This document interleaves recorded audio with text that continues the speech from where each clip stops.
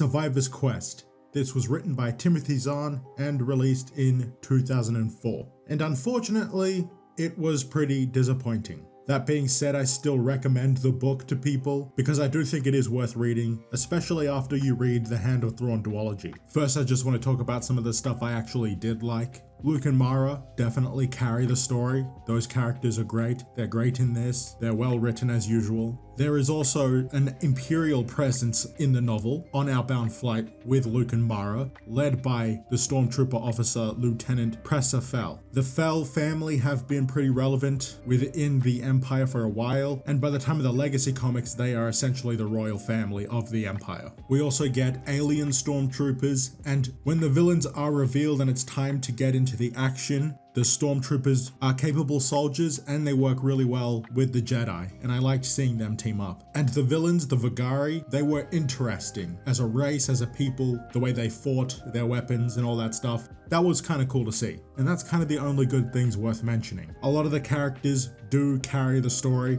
but also there are plenty of side characters that are so boring, which did add to how much of a chore this was to get through. I think because I listened to it, it was a lot easier. I talked to some other people online who experienced this through reading it and they didn't want to finish it, and I totally understand that. I think maybe listening to it makes it a lot easier to get through. There's also this mystery with a character called Dean Jinsler, which is kind of underwhelming. The plot twist with him is he had a sister who was a Jedi who died on Outbound Flight and he hated her, and that's kind of all it is. And it takes a while to get that information out of him, and finding all that stuff out about him, it really wasn't worth the wait. His sister is in the prequel to this, Outbound Flight. I haven't finished that yet. I stopped a few months ago. Maybe I'll get back to it soon. I think maybe I should have read it in chronological order instead of release order, but who knows how much that would have improved reading this for me. She's actually the Padawan of Sabayoth, who is introduced in the Thrawn trilogy. Well, it's a clone version of him. He dies in Outbound Flight, I'm pretty sure. I haven't finished it, but I assume he dies there, where his Padawan also dies. Pretty much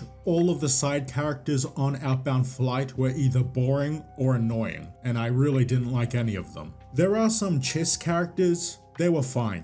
One of them is kind of responsible for a bunch of people getting killed, and his plan wasn't exactly smart. He kind of knew who the villains were the whole time, and not doing anything about it led to a bunch of people dying. When they're stuck on Outbound Flight with the main antagonists trying to fight their way out, that was pretty good. I really did like seeing Luke and Mara and the Stormtroopers fight the Vagari. That was all really well done. But once they get rid of them from Outbound Flight, they then get into a ship and fly to their ship and take them out there. This is just Luke and Mara at this point. All of this happens very quickly. It's rushed. It's a rushed ending to a book that was a drag to get through. Kind of a bad combination.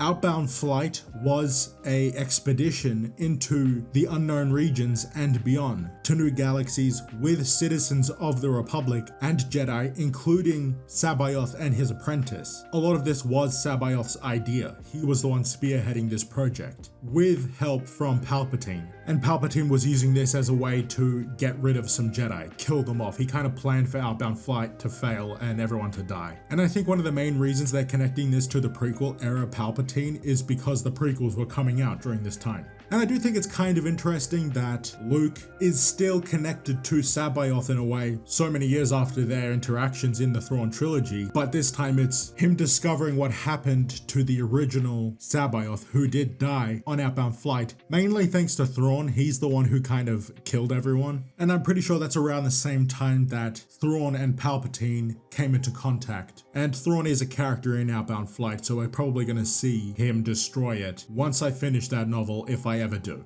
At the end of the day, this novel is not as good as the Hand of Thrawn duology or the Thrawn trilogy, and I wasn't really expecting it to, since it's a pretty self-contained story in a single location, only following a couple characters we really know that well, but I think it could have been a lot better. And I am a little disappointed and a little confused as to why it's not as good as I think it should be.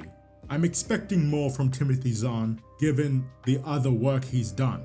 If you have read this, or if you've tried to read it and you didn't really enjoy it, maybe check out the audiobook if you can. It might be a better experience, but it's not going to make up for the fact that the plot drags and the ending is rushed and most of the characters are boring. That's all I really had to say. I figured might as well put this video out since I read this back when I did the Thrawn trilogy and the duology, and I was going to release a video for both Survivor's Quest and Outbound Flight together. So I was going to talk about them together in one video, but I couldn't get through Outbound Flight. I had to move on to other stuff and take a break from it. So I put this out. Maybe I'll finish Outbound Flight, but the next video I put out for an EU novel is most likely going to be the Force Unleashed novelization. You can look forward to that. I've almost finished reading it, so the video on that might come out within a week or so, who knows. Once I'm finished with The Force Unleashed, I'm going to go to Shadows of the Empire and then come back and do Force Unleashed 2. So like and subscribe so you don't miss those videos whenever they come out. Thanks for watching, and I will see you guys later.